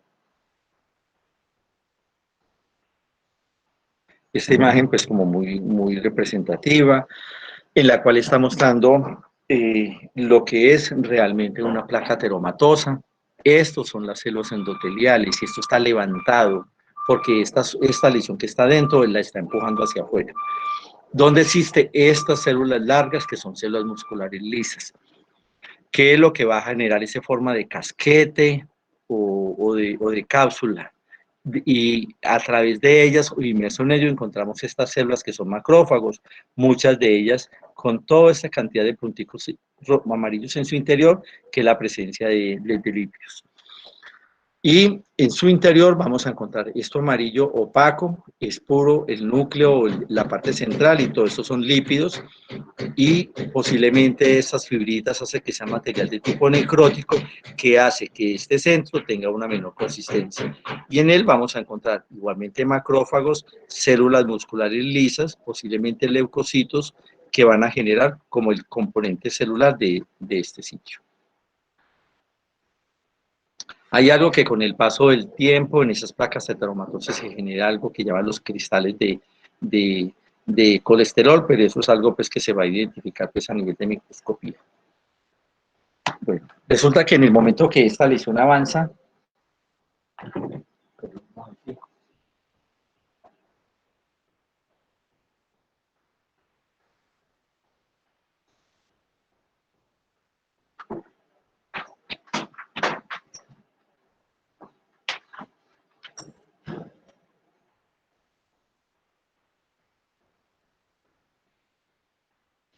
a medida que esta lesión avanza, se genera la factibilidad de que presente algunos cambios en esta. Es una placa que ya es muy grande, que su centro es de menor consistencia, que la superficie endotelial posiblemente se vaya a fisurar y se genere esto, de que se ulcere o se erosione, y conduce a la exposición de sustancias trombógenas. Entonces, ¿eso qué hace? Una inducción a que las plaquetas se activen, genere esa agregación plaquetaria, a ellas se le adhieran glóbulos rojos, leucocitos, material fibrinoide, y vaya a generar la presencia de un trombo hemático, o que eso sea muy extensa, esa ulceración, y comprometa parte de la luz del vaso sanguíneo y se produzca un sangrado. O que este fenómeno de agregación, pues además de la trombosis, de pronto se suelte y va a generar esa posibilidad de embolizar, o el hecho de debilitar parte de la pared del vaso sanguíneo, que se genere una dilatación de tipo aneurismático. Bueno, epidemiológicamente se habla que en la mayoría de los sitios o de los países desarrollados existe la aterosclerosis. Se habla que tiene menos prevalencia en América Central, en América del Sur, en África y en Asia. Se supone o se ha establecido, pues ante hechos estadísticos, que la disminución de la muerte por esta presencia de ateromatosas, de ateromas, que generen esas lesiones obstructivas y terminar haciendo la cardiopatía isquémica, ha disminuido notablemente, pues hablando de, de unas, de unas décadas muy significativas o un tiempo muy extenso, y es de esperarse pues por los cambios culturales y sobre todo de tipo educativo y el conocimiento realmente de este tipo de lesiones. ¿Eso qué hace? Pues que la cardiopatía isquémica haya disminuido pues a un hecho realmente significante. Pero de todas maneras sigue ocupando un puesto muy importante dentro de la mortalidad en América. Los tres factores que contribuyen a que se genere mejoría, pues es la prevención.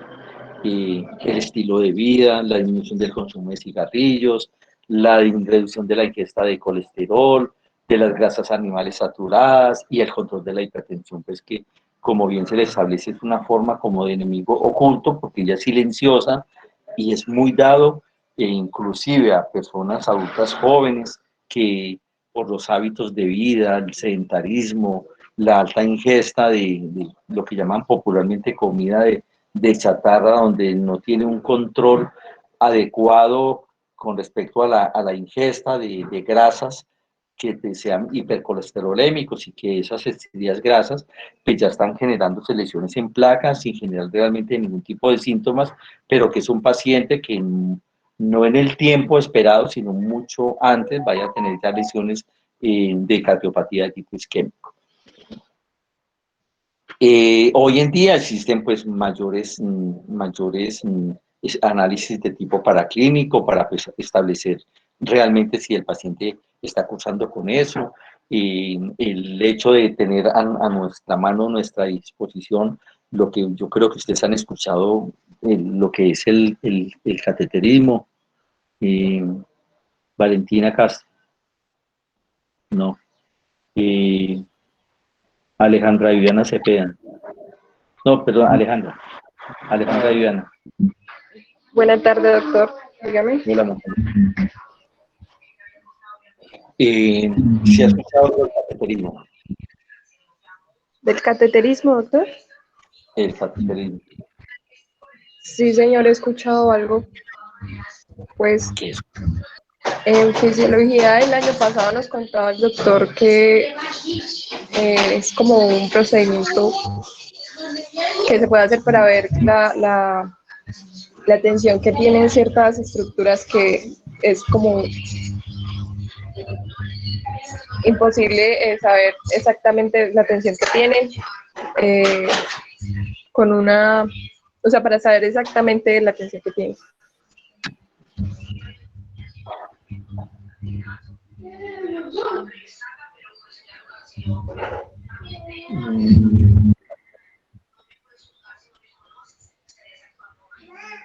No sé, doctores. Bueno, ya voy. Para la Cristina Prada. Doctor, ¿Sí? ¿me Paula, puede repetir la pregunta, doctor? ¿de qué estamos hablando?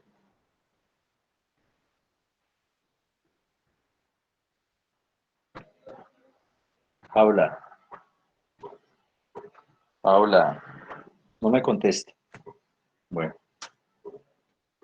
Doctor, aquí estoy, es que estaba buscando. De cateterismo, doctor. pero si no sabía que le estaba preguntando. Pues Bueno, quería que me repitiera la pregunta, pues, para saber qué le, pues, que quería que le contestara. Que ahorita que me preguntó, doctor, que me si entendía la exposición, no entendí bien la pregunta y por eso, pues, después le aclaré. no le escuché nada. Cuénteme. Cuénteme Doctor, que encontró. Sí, que encontró. ¿No me escuchan? ¿Aló? Muchachos, ¿no me están escuchando? Sí, doctor, sí lo escuchamos. doctor, que es una sonda que se mete, pues, para medir como la presión y entonces, La presión. doctor, ¿sí me escucha? Sí, yo lo estoy escuchando.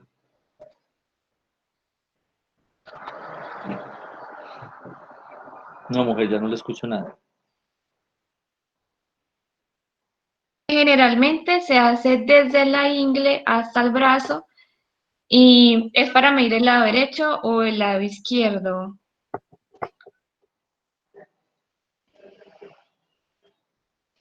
Bueno, eso es un tipo de ayuda tanto de tipo diagnóstico como también para generar reparación. Además, pues, de lo que están comentando, también se hace ese tipo de instrumentación a través de un vaso sanguíneo periférico. Regularmente se utilizan en extremidades inferiores y un catéter o, o una guía llega hasta las arterias coronarias, donde si hay un fenómeno de tipo obstructivo lo va a reconocer. Entonces ya se sabe que eso que le está pasando al paciente, esa angina o ese infarto que le dio, es porque hay una aterosclerosis. Entonces la idea además del diagnóstico que más o menos ya tiene más o menos establecido, pero a través de esto lo confirmamos, es que se hace fenómeno de lisis en ese sitio, o sea, se destruye esa placa con esa misma guía, se hace manipulación y lo que hace es que se fragmenta indudablemente, pues es un paciente preparado previamente con cierto tipo de medicamentos, uno para que no vaya a hacer un sangrado de tipo masivo y otro para que esos componentes de esa placa se destruyan fácilmente. ¿Y qué es lo que hace en ese caso? Pues quitarle su fenómeno de tipo pseudoobstructivo. O sea, una ayuda grandísima donde casi que se establece que es un paciente que en cierta forma cambia algunos hábitos, posiblemente se muera de otra cosa y no de eso. Entonces, dentro de lo que se quiere establecer es que existen muchos métodos, digamos, además que para diagnosticar en forma oportuna, como para tratar este tipo de situaciones. Y es el hecho también de prevenir de la prevención de la recidiva, ¿cierto? En pacientes que han tenido eventos previos que están relacionados con la aterosclerosis a través de estos cambios que se generan, se ordenan que estén establecidos, pacientes que entran a un estilo de programa que van a seguir con una vigilancia estrecha y le van a permitir hasta cierto punto, pues garantizar de que pueda tener mejor calidad de vida.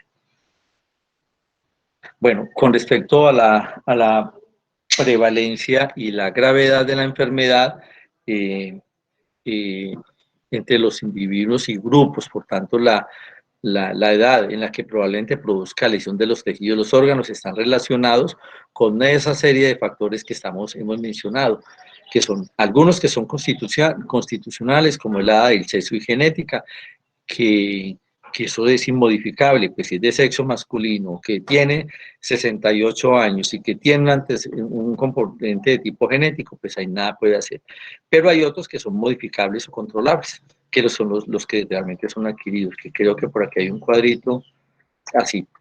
Dentro de esos factores de riesgo que nos implica unos que son inmodificables, como es la edad, el sexo masculino, antecedente familiar y anomalías de tipo genético. Y modificables, un paciente lipidémico, eso se puede modificar. Un paciente hipertenso, indudablemente, que no consuma cigarrillos, que tenga una enfermedad metabólica controlada y la presencia de una proteína C reactiva, pues que ante eso todo pueden ser situaciones que se puedan generar cambios. Bueno, pues es una influencia totalmente dominante. Con cada década se establece que hay mayor posibilidades de que se genere la cardiopatía isquémica. El tema es que clínicamente no hay manifestaciones hasta la edad media y pues dependiendo indudablemente de la severidad.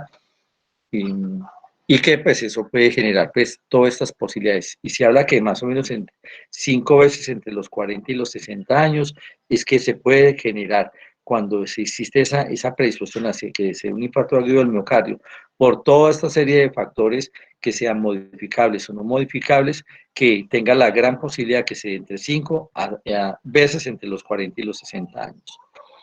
Es mucho más predispuesto, como he mencionado, los hombres que las mujeres, pero hay una situación que la mujer cuando llega al estado de la menopáusica, o sea, mujeres posmenopáusicas, donde su aporte hormonal de estrógenos o progestágenos se suspende en forma determinante, hay cambios de tipo metabólico y entre ellos cambios en los vasos sanguíneos que le genera ese riesgo tan significativo que más o menos en la séptima, o sea, sobre los 60 años, se establece que tanto el hombre y la mujer tienen como igual predisposición a presentar cardiopatía isquémica. Genéticamente, pues hay una disposición familiar bien demostrada a la aterosclerosis, hecho que hace que son personas hipercolesterolémicas desde muy jóvenes y que regularmente todos los descendientes van a sufrir de cardiopatía isquémica en unas etapas relativamente tempranas, personas sobre los 40 años y que ya han presentado infarto del miocardio y algunos que han muerto a través de eso. Es con más frecuencia la profesión genética que guarda relación con ese agrupamiento familiar con otros factores de riesgo, como por ejemplo pacientes que además de eso son hipertensos, que son diabéticos, pero pues de todas maneras hay unos que comúnmente pues conlleva a alteraciones tanto genéticas y de tipo hereditario que hacen que se genere realmente algo significativo como se llama la hipercolesterolemia de tipo familiar. La hiperlipidemia es un factor de riesgo importante.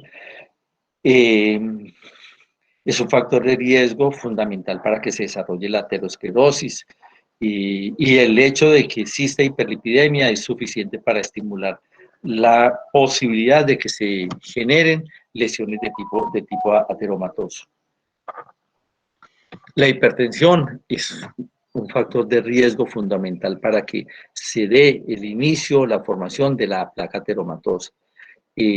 Tenemos establecido que los hombres entre 45 y 62 años, con una tensión arterial, o sea, hipertensos, entre 95 y 169 milímetros de mercurio, tienen un riesgo de ir a presentar cardiopatía isquémica más de 5 veces superior al paciente que tiene unas cifras tensionales adecuadas para esa edad, que va entre 90 y 140 milímetros de mercurio o inferior.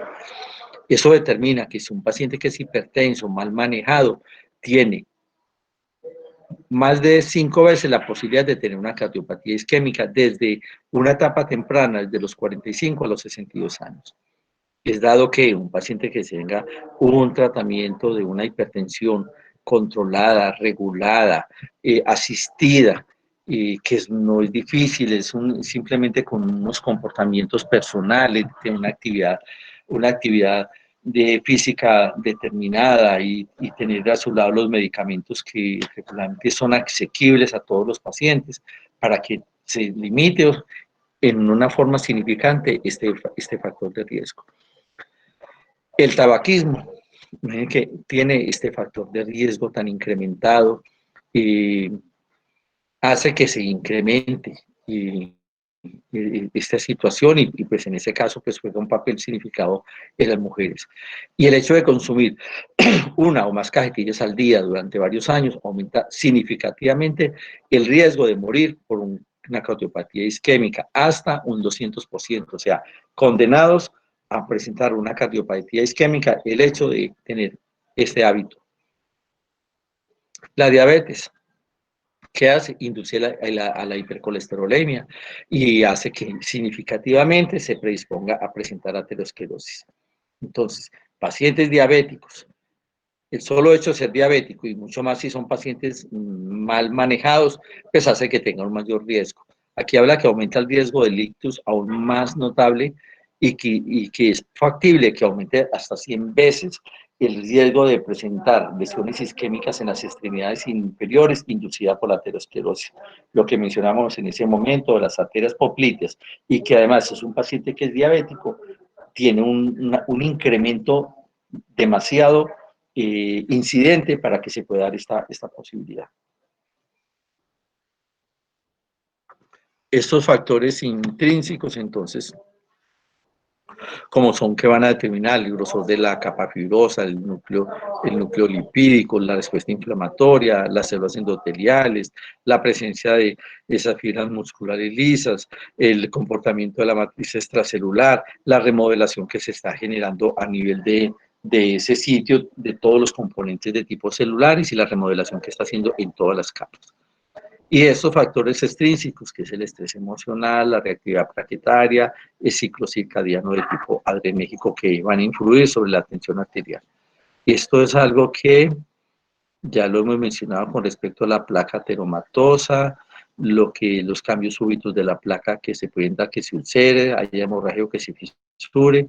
Y otra era los fenómenos de tipo trombótico que se pueden dar, y la vasoconstricción, que en algunos momentos dados puede ir acompañando de estos tipos de lesiones y que favorezcan a que se presente la cardiopatía isquémica adicionada a la lesión ateromatosa que se tiene.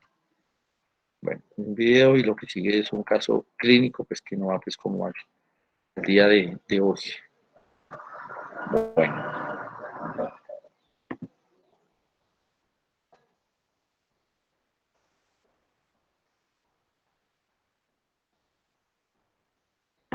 Bueno, no, vamos a ver ese video.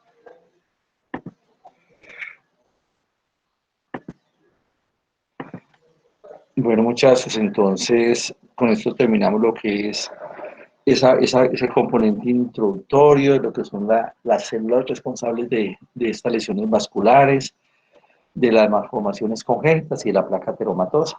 Ya en la próxima clase vamos a inducirnos a lo que es el fenómeno de Raynaud en primer lugar.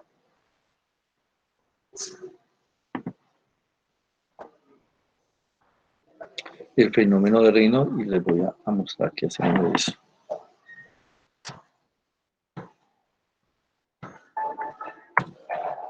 Ah, fue que ya dejé de programar, pensé que les estaba mostrando. Y haríamos la clase con respecto a las neoplasias de vasos sanguíneos venosos y vasos sanguíneos y vasos linfáticos. Pues, hablamos a hablar del fenómeno Raynaud y neoplasias de vasos sanguíneos. ¿De acuerdo? Muchachos, yo debo, pues si fue que se me pasó lo que les había dicho, pero trato de hacer eso esta tarde, del listado de las patologías para hacer la presentación ante todos los compañeros, como parte de la actividad en aula, del caso clínico, que sí es determinante, y considero que de todas maneras hacer un articulito. Entonces las dos actividades para que comencemos la otra semana. Yo trato de mandarle eso al representante en un momento. Muchachos, ¿algún comentario? Doctor, entonces vamos a hacer la misma actividad de los últimos dos cortes. Okay. Sí, la misma, sí. Es posible que dependiendo del tiempo, pues presentemos los dos o presentemos sola, en primera instancia, el caso clínico. Es lo que genera pues eso, sino es que es una estructura como exigente de que siempre se estén presentando artículos. No deja de ser, eso es bueno, pero más que de que sea bueno, es una exigencia que se tiene establecido ante las instituciones académicas, que siempre se esté realizando este tipo de actividad. Doctor, yo tenía un comentario, sino que es que cuando hacemos las presentaciones, al principio siempre explicamos el tema, algo que usted ya explicó. Entonces, de pronto saltarnos esa parte y hacer solo el caso clínico y... No se la salten, que es excelente, y eso son 3, 4, 5 minutos, y eso es como enfocarnos y llevarnos a lo que van a hablar. Me parece que eso es un aporte muy bueno. No dejemos de hacerlo. Lo que hicieron hoy, doctor. Y lo que casi todos, excelente eso que hacen. Eso lo que genera es ubicarnos, sí, por supuesto. ¿Algún otro comentario, Alejandro, Amariles? No, doctor, ninguno. Ninguno, todo perfecto. Sí, doctor. ¿Y Naspirán qué dice? Doctor, no, todo claro. ¿Está bien? Sí. Juan Esteban Velázquez. No, doctor, opino lo mismo. Bueno, Juliana Durán. Doctor. Sí, ¿algún comentario? ¿Algún comentario? A mí me parece que está muy bien así que lo hagamos, pero sí opino que lo ideal sería que lo hagamos las presentaciones como al final de la clase, ¿no le parece? Sí, está bien, claro que sí. Sí, por supuesto, mujer, le seguimos su propuesta. Sino que esta le hicimos porque esto era de un hecho anterior, teóricamente. Sí, pero está bien, hacemos lo que, lo que nos dijo. Hola, Gracias. Joan Guevara. Joan. Joan Guevara. Joan. Joan, usted ha dicho que no pude asistir, pero lo veo conectado. Joan. Joan no contesta, no responde. Bueno. Doctor, qué pena, Listo, es que muchachos. se me salió la reunión. Ah, bueno. Listo. Pero sí, Ahí. estoy de acuerdo, la verdad, sí estoy de acuerdo también con lo que dice Juli, que de pronto miramos primero los temas. Listo, muchachos. Entonces así quedamos. Nos vemos el lunes a las 2 de la tarde. Espero hoy estarles enviando los nombres de los temas, ¿sí? Bueno, muchísimas gracias. Que esté muy bien. Gracias, Listo, doctor. doctor. Lo mismo, que esté bien. Gracias, Hasta doctor. luego. Chao, Adrián. Hasta luego, Gracias, Valentín. doctor. Adiós, Buena doctor. tarde. Luego. Chao, Luisa, Dani, Valentina, María José. Hasta luego, que estén bien. Gracias, Camilo, Sara. Hasta luego, Joan. Santiago, Julián, Paula Cristina, Gracias, doctor. Sebastián, Hasta luego. Isabel. Hasta luego, Laura Daniela y Claudia Mercedes.